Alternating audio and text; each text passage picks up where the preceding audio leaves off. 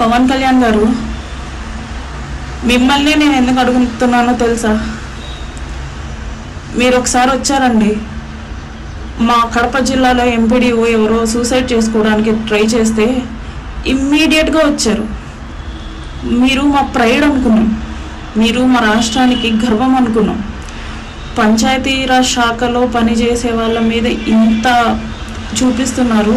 Deputy CM అంటే ఎక్కడో ఉండేవాళ్ళు, ఊర్లకు కూడా రారు అనుకున్నాం. కానీ అది తప్పు. నేను ఎప్పుడైనా సరే వస్తాను, ఏ టైంలో సరే వస్తాను అని చెప్పేసి మీరు నిరూపించారు.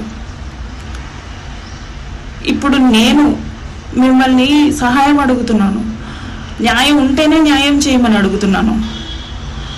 ఎవ్రీథింగ్ మీరు క్రాస్ చెక్ చేసుకొని నాకు న్యాయం చేయండి అనేసి నేను అడుగుతుంటే, తప్పు చేసిన వాళ్ళనే వెనకేసుకొని వస్తారా అండి మీరు? తప్పు చేసిన వాళ్ళనే పక్కన పెట్టుకొని తిరుగుతారా అండి మీరు?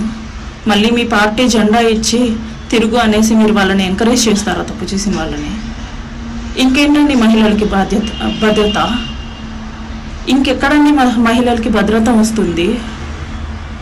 ఒక నెల రోజులుగా నా ఆఫీస్ లేదు, నా పక్కన ఎవ్వరూ లేరు, ఒక్కదాన్ని ఎలా తిరుగుతున్నానంటే అలా తిరుగుతున్నాను.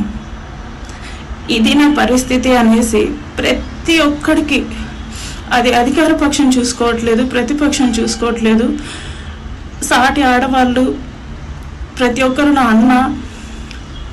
అన్న ఒక నమ్మకంతో నేను ప్రతి ఒక్కరిని అడుగుతున్నాను న్యాయం చేయమని చెప్పి.